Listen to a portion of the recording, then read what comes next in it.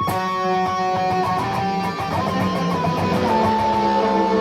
everybody the good news of Corey LaJoie, and I appreciate that. She usually gets you there. I appreciate you from across the shop.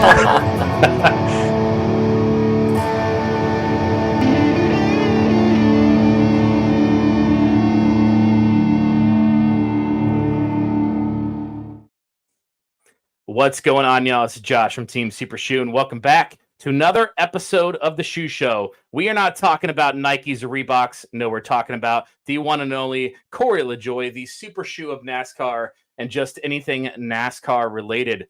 Super pumped to have you guys today. We are bringing on a guest of the show. He is a fan just like you from Team SUPERSHOE, Chris Berry. He is out at Las Vegas, he's in Nevada, and he goes to Las Vegas races quite a bit. And we're going to hear a pretty cool stories that's impacted his life out there, from meeting Corey LaJoie to a few other things that's affected him and his wife. And really cool to hear about that. Also, bringing on our co-host and good buddy, Derek Nelson. If you guys could please, if you're on YouTube, subscribe, like, comment, all that stuff.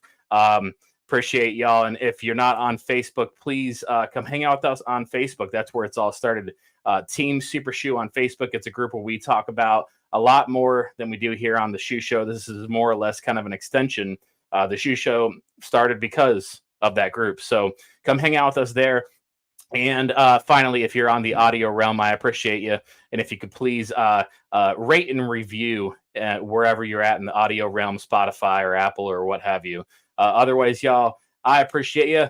And let's bring on Chris Berry.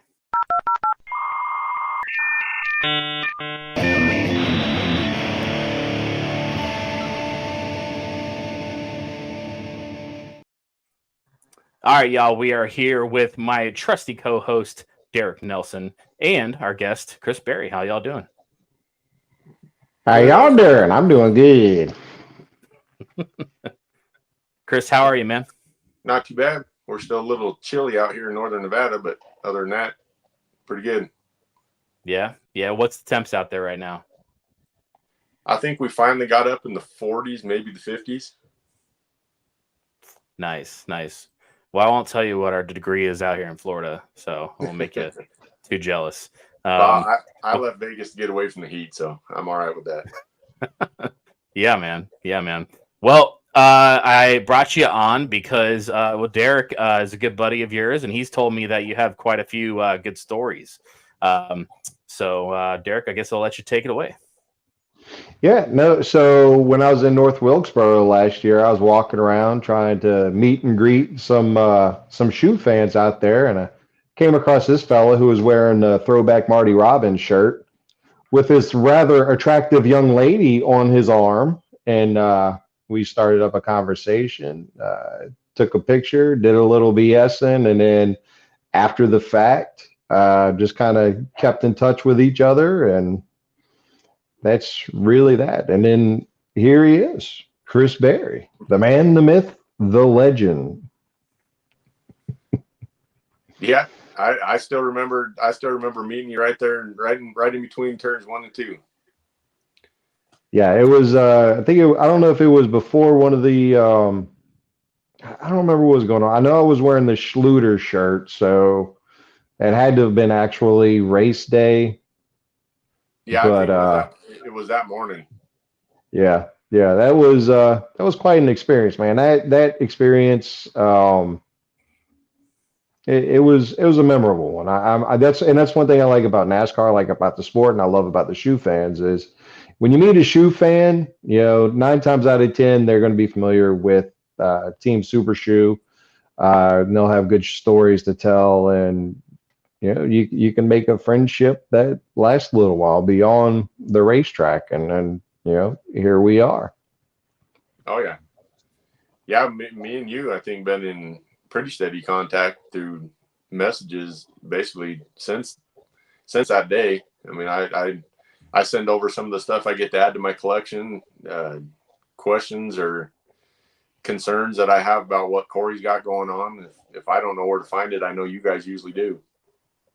Yeah, and we're both collectors too. I mean, You're more of a Renaissance man collector than I am, with your some of your matching door numbers and stuff like that. Oh, But yeah. you know, you've also had some run-ins with Shoe, been penny stacker of the week multiple times, and you want to tell us about some of that, or? Yeah, the first time, and this kind of goes into the whole reasoning behind why I even became a LaJoie fan for the most part, is that there's been a few drivers growing up. I mean, Mark Martin, of course, you can probably tell by the background, is who I followed from the time that I was a kid. But it's hard to find anymore. And I mean, I get it, being in that limelight, having people around all the time. You don't necessarily want to stop and talk to everybody, especially if you're having a bad day. The car isn't handling, nothing's going right on the track through practices. But Corey has been one. I mean, Richard Petty's another one that I've met numerous times, even from the time I was a kid, that you can stop and strike up a conversation, and they'll sit and talk to you, listen to you. They'll bounce another question back off you off of what you're saying. And it like I said, that goes a long way for people that are trying to get into the sport and people that are fans. I mean, it makes it cool to follow somebody like that gives back and cares about the fans. Because I've met a few of them that don't necessarily seem to think that way either. But that led into the first, just listening to Corey. Started out on the podcast, listening to his podcast, and just kind of led me just to take a roll of quarters. And if I had the opportunity to meet him, catch up to him, give him a roll of quarters, that I had just told him, hey, thank you guys. Love the podcast. This is for you guys. I know it doesn't necessarily mean much, but that led to me being penny stacker of the week the first time. And it's really kind of neat to listen to the podcast, and like you said, have them acknowledge and give back to the fans, give that love back to us that a lot of people don't necessarily see in other sports. You don't see, I mean, it's hard to even catch some of that in real life anymore, let alone from somebody you love watching on TV week in and week out. Yeah, man. Well, tell me about this this piece of autograph here. You was that a sign from the track there? Yeah, that was the last year they had the 50th anniversary license plates that they were selling at one of the haulers there. And of course, anybody that's a shoe fan knows Corey's got a very distinctive autograph. So it's Corey right there in the top right corner with the gold, and then right below is Ryan Flores. So it was kind of neat to meet those two back to back at the racetrack and get autographs for both of them. That was actually the second time I was penny stacker of the week. They were kind of, Corey at least had to throw in there that he's like, yeah, he goes, my name Corey, or Corey's always kind of having Ryan in his shadow, kind of overshadows, because his autograph was up above Ryan's, which is kind of funny because the picture you can see over my shoulder right here, when I was able to take that picture and get it signed, that one's not autographed, but I kind of got to talking to Flores about it a little bit, and he laughed and made sure that he signed his name above Corey's on my picture, so to kind of get back for the license plate. Yeah. And that was the picture that you gave Corey, that picture, and then he displayed it on Stack of Pennies. Is that right? Yep. The third time I made penny stacker of the week, I gave him a picture was hoping, which actually worked. Yeah, this the video here. I got the picture there in my left hand, but I gave them the picture for them to, just for those guys as a gift. And I had a I don't remember what it said off the top of my head, but I had a message I wrote on the back of the frame there, along with he likes to kind of like Junior put some of the die casts in the studio. So I gave him, and one he had mentioned a few weeks earlier that he didn't have was a die cast of his dad. So I was able to get a die cast of Randy right there, and the picture over to him. And like I said, to be able to give back to somebody might seem weird to some people, especially when they probably got more money than me to put in their studio what they really want to. But the fact that it brings up how much they appreciate taking something from a fan and utilizing it on their set for everybody else to see. I thought was pretty cool. Yeah, that's super cool. That's super cool. We know Derek recently shared his story about getting his sent Corey a T-shirt, and Corey wore that T-shirt a week or two ago now. So that's pretty cool, and he's actually done something similar for me as well. I gave him a couple of challenge coins for my work, and he put that in the background on the old last year's set. So kind of cool to see that and see all the racing legends that he had on the show that's sitting right in front of it. So, you know, as a geeky fan, you just think that's so cool that, you know, something you handed over is not only with our favorite race car driver, Corey, but that, you know, it's front of, you know, it's in the same realm as all these legends. So that's pretty cool. Yeah. Yeah, man. And what about this? When did you guys start hanging out? I think that picture was probably about 3 minutes after we originally met and stood there and talked for a minute. Yeah, that's a result of me not ever meeting a stranger, as my wife likes to say. My brother was a good sport that weekend. I stayed with him that week while we were at North Wilkesboro, and we took a 2-hour drive to and from the track every day. And he even commented, he's like, dude, how many people are you going to stop and take pictures with? I said, every single person that has a Corey LaJoie shirt on.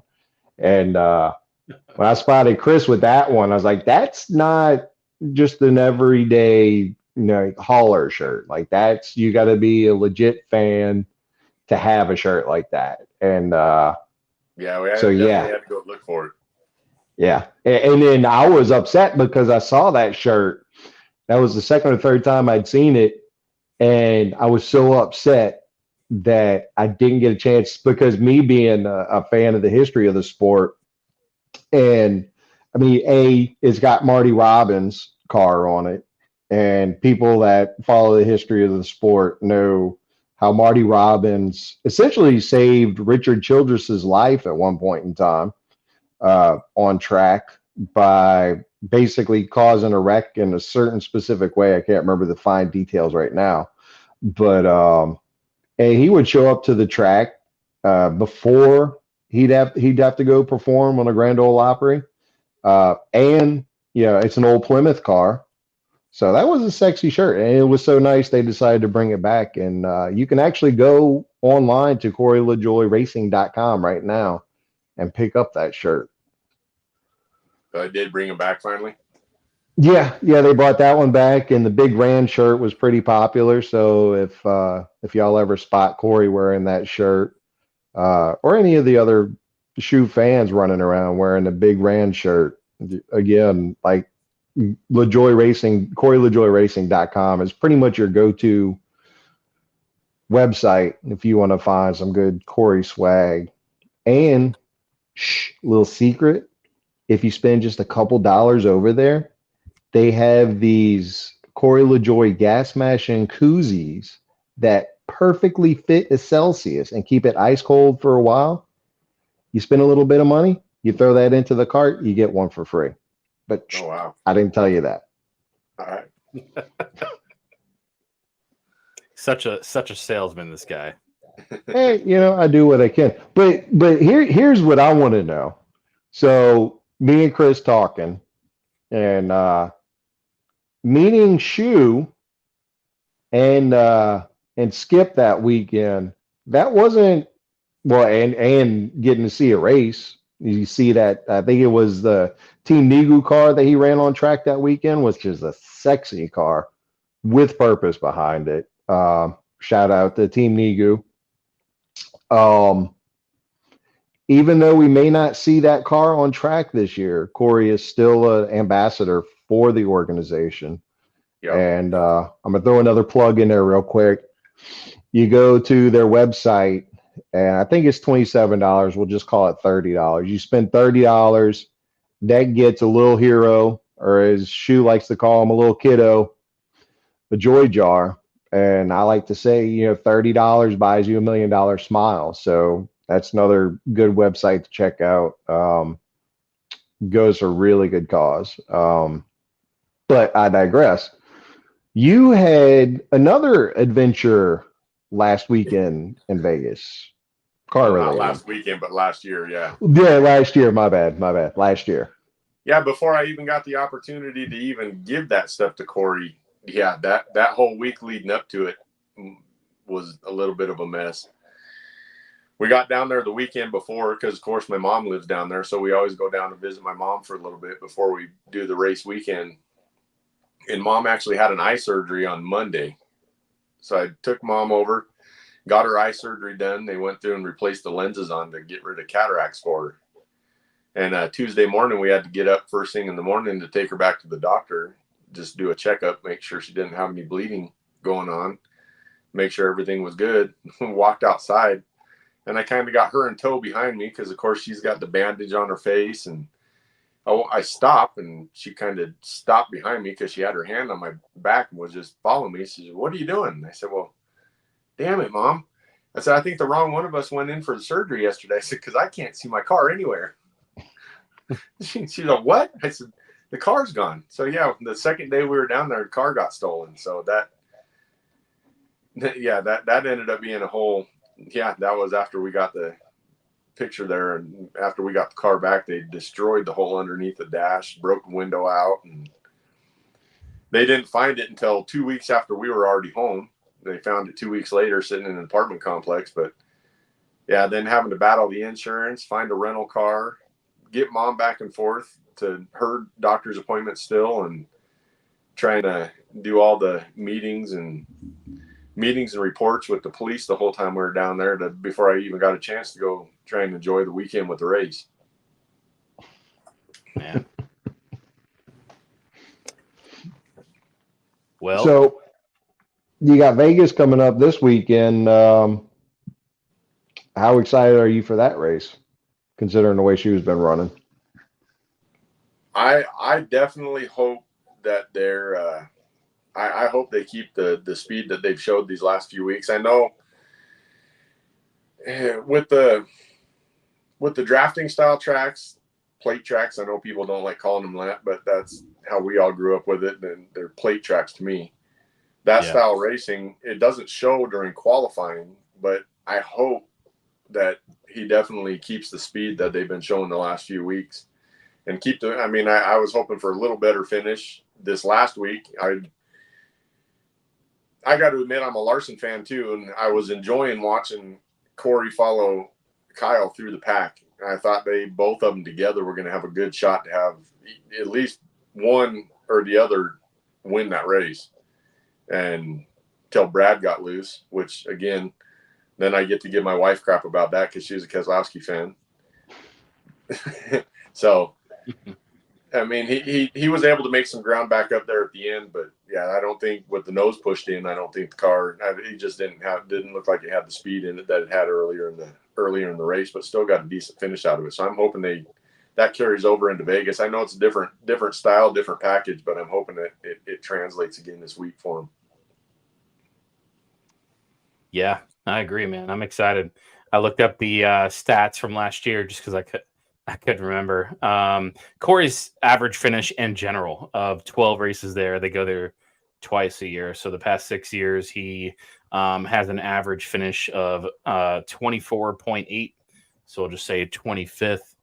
And Corey's, he finished last year P19 in the spring race and P20 in the fall race. So I'm excited, man. I'm excited to see a normal track and see whether or not we unload with some speed at a 1.5 miles. Corey, whether he's in a 7 or 32 or whatever he drives, he's always in contention at the end with the plate races or super speedway races. So I'm excited to see kind of a normal race and see where we stack up and what our struggles are. I was talking to Roy Gangdell, the engineer of the 7 car.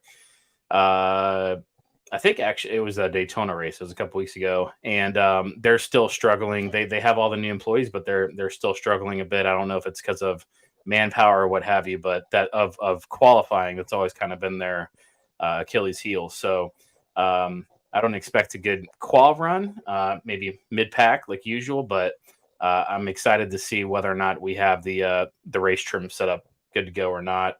it'd be nice to see something better. I mean, Sunday I'd be okay with P19 or P20, but I'm interested to see if our bar is raised this year, and now we're going to be expecting a 15th or a 12th or a 10th. You know, that's what I'm hoping for. He had a couple races last year that it looked like. Well, I mean, he even had a couple decent finishes that were right in or around the top 15. That they seem to be able to do that regularly come the rest of the year, or the end of the year. And I'm hoping that all that I guess you'd call it momentum, but that they keep that going into the beginning of this year, and like you said, let it grow to, like you said, maybe even top 10s or close to the top 10 come the middle, the later part of the year. Yeah. Yeah, this is their first, this is the bread and butter track. This is the one, you're going to multiple tracks that back in the day, what they used to call them, the cookie cutter tracks. Yeah. And I think there is some momentum going. His big achievement last year was finishing all the races, and to still got that record going. So whatever momentum that may carry with it. Plus now you've got multiple teammates. So hopefully you get a little bit of information from what they're doing on track. Maybe between the three of them, they'll find something that, works for one of them and works even better for the other one. So this is the weekend. I mean, obviously Daytona, you look forward to Daytona, and Atlanta, because of Corey's runs there, you look forward to Atlanta as well. But this weekend is the one, I think, where you get a real, like Josh had said earlier, you kind of get a finger on the pulse for where the team's at and how they've stepped up their game from last year. I'm just going to say it now, based on his past finishes.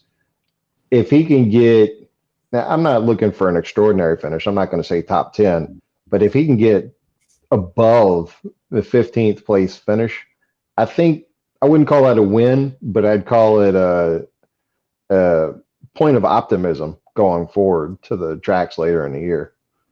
Definitely a step in the right direction.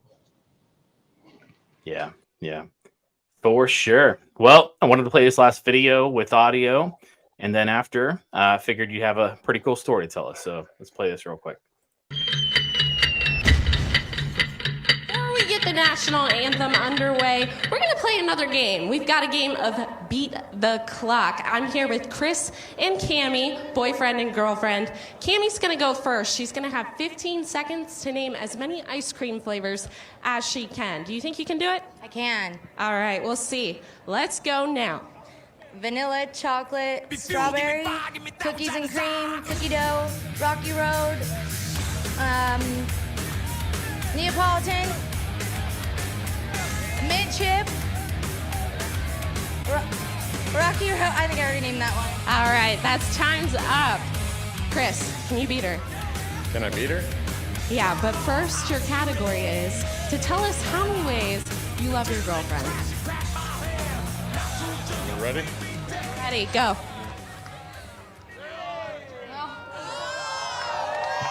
Will you marry me? Will you marry me? Yes. There you go, guys. How about that? An engagement right here at Las Vegas Motor Speedway. On top of that, we're going to give them a VIP experience to Hot Laps tomorrow. Congratulations, guys. Stick around. The national anthem's up next. So, tell us about that weekend, man. That was 2015. That was the third race that I had actually taken her to. First race, 2013. That was kind of a bittersweet one for me. Next to last race for Mark Martin, 2013, and then took her to the race in 2014 in Vegas. And of course, she latched on to Keselowski, so that made it nice for me because 2014 he won. And we went back in 2015, and that in 2014 they had people walking around the racetrack that took these pictures. So my plan, when I got the ring and everything for her, I had in my head from getting that picture done in 2014 when we went down there, my plan was to find the people walking around the track taking pictures and get set up. Because I just told her, hey, every year we come down here, I want to get these pictures done now.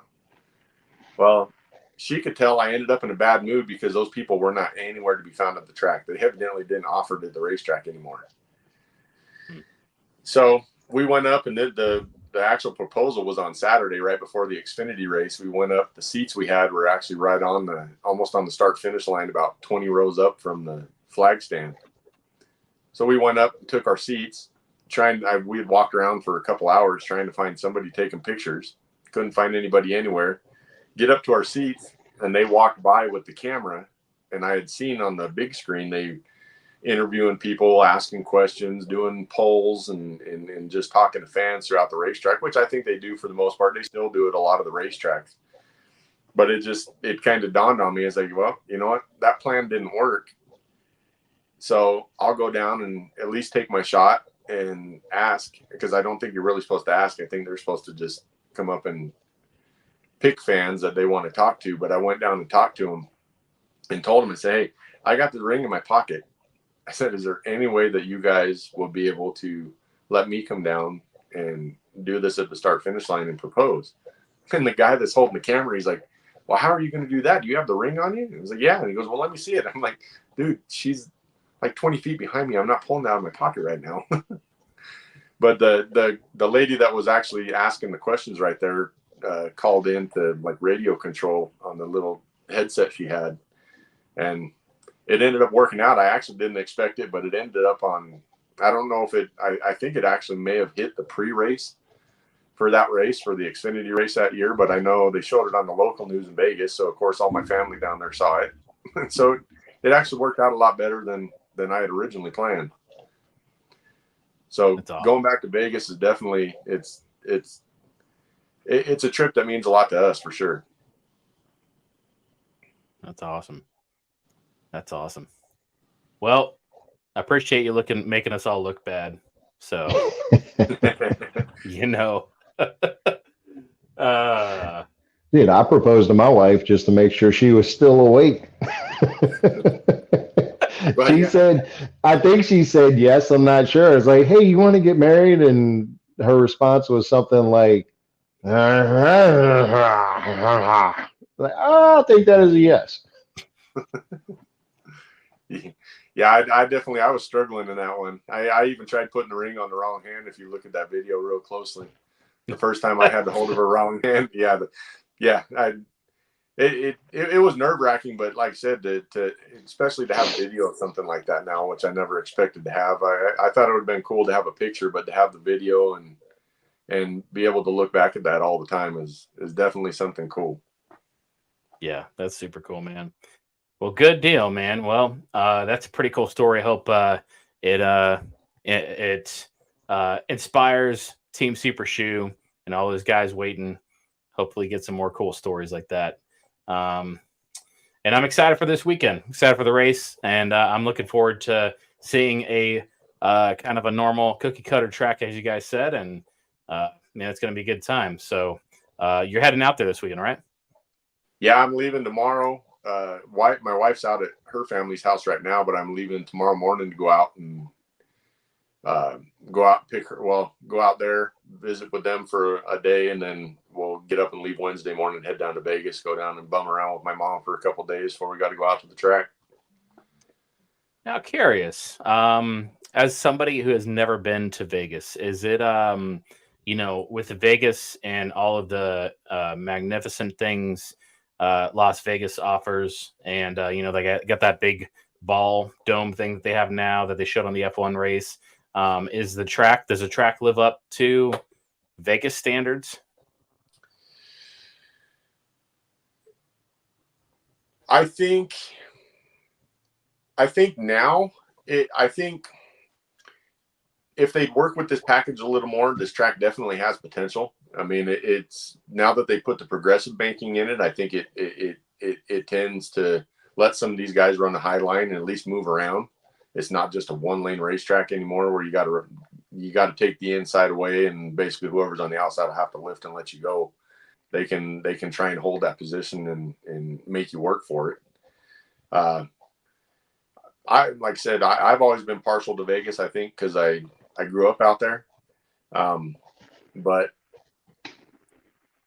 yeah, I mean, For me, it does. I think the last couple of years, for sure, it's been one or actually usually two races a year that have been some of the best races that we've seen on track for the last couple of years. Even some of the other mile and a halves compared to Texas and stuff like that. I mean, Vegas has definitely been a lot better race. I know most people think they're boring for whatever reason, but I think the mile and a halves produce pretty good shows with this aero package they're running now. I've never Yeah, I seen another track that's had the dust storm. That was the year Kozlowski won, I believe, where you had to like. He had 3 wins: 2014, 2016, and I think fall of 2018. And yeah, that was miserable at the end of that race. We got rain, snow, and then that big dust storm all came in all within it started out, I think, almost 80 degrees. And I think when we left the racetrack, it was, I think, close to 40s maybe. And then when that dust storm came through, yeah, it was almost like 4 seasons in one day, all at a race. Now they didn't throw a caution for that, did they? They ran the whole time with those conditions, or with the dust as far as the dust coming in. I think they did, yeah. That's crazy. Yeah, I remember that one because if I'm not mistaken, now I could be wrong. I think he had to beat Carl Edwards to get that win, or was that a different Vegas win?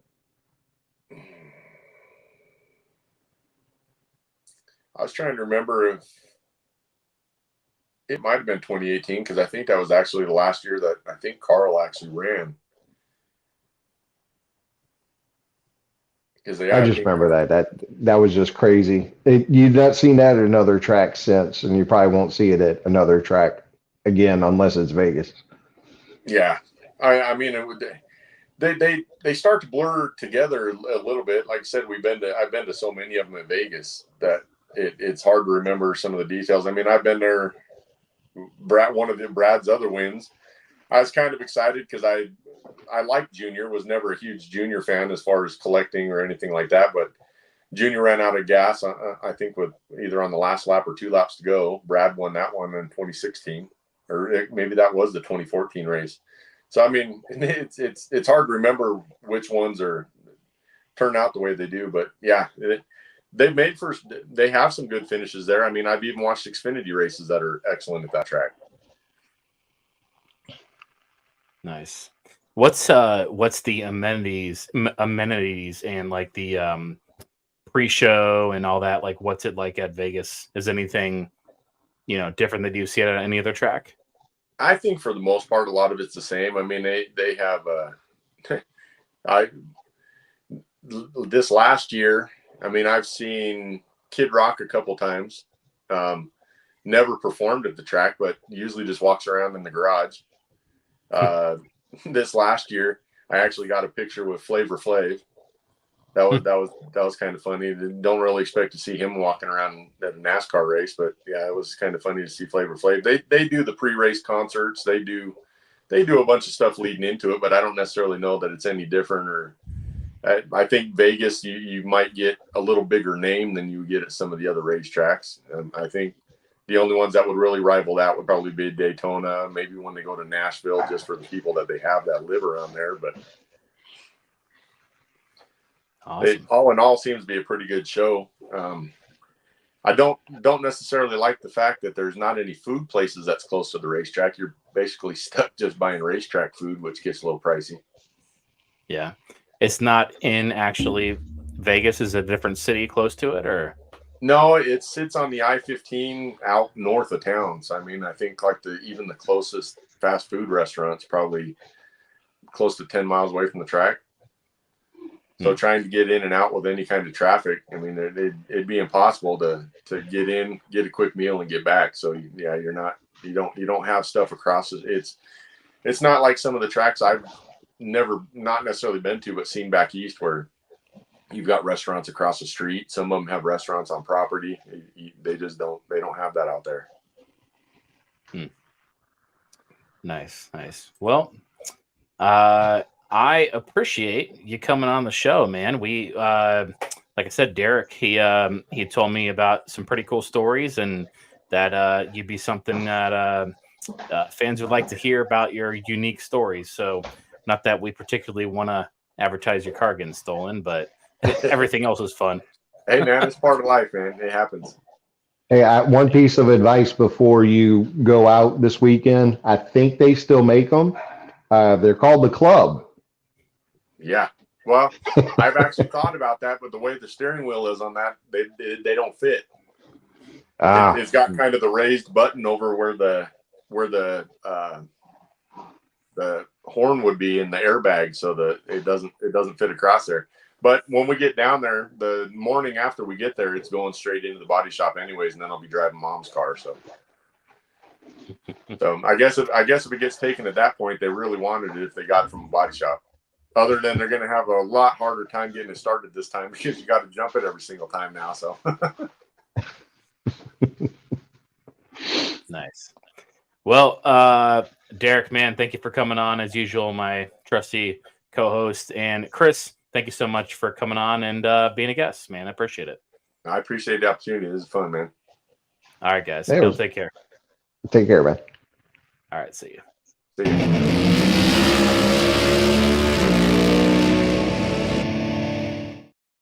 All right, Chris, once again, thank you so much for coming on the Shoe Show. It means a lot that I get to bring on fans from Team SUPERSHOE, the group on Facebook. Pretty cool to see how much of it as it's expanded so much, and I'm looking forward to it blowing up even more when Corey gets his first win this year. Another thing I wanted to say before I forget, this is a show for the fans, by the fans. I am just a fan of Corey LaJoie. I get some pretty cool opportunities, but ultimately I'm just like you guys.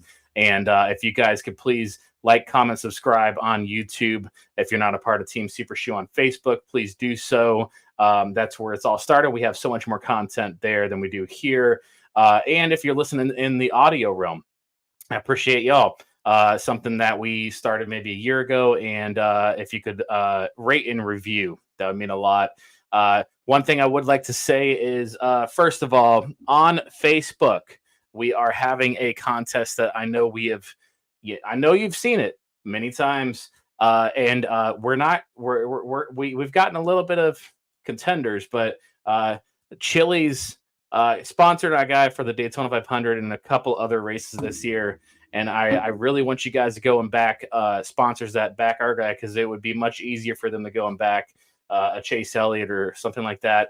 But they sponsored our guy, the little team that could. So if you could please go, we have a contest going on where you hashtag a picture of you enjoying Chili's, whether it's to go or at home, or I'm sorry, to go or at Chili's. It's hashtag LaJoying the Fiesta. Let me get this banner up real quick.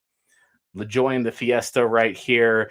Take a picture, put it on the Facebook, and hashtag it in the group. We'd like to see fans sponsoring, and we'd like to send a message to Chili's to come back and continue to sponsor our guy. Also, I got my first piece of fan mail ever, and I've been doing this now. This is the third year of doing the Shoe Show and Team SUPERSHOE, and it's all gone now. But I got Woodford Reserve Double Oaked, one of my favorite bourbons from buddy Robert Krebs. So, Rob, thank you so much for sending me this bourbon. It went to a well-needed belly. And other than that, y'all, I appreciate you so much. If y'all could please, like I said, like, comment, subscribe, join us on Facebook, LaJoying the Fiesta. Thank you again, Derek and Chris. And other than that, y'all, God bless, stay safe, and go Corey LaJoie.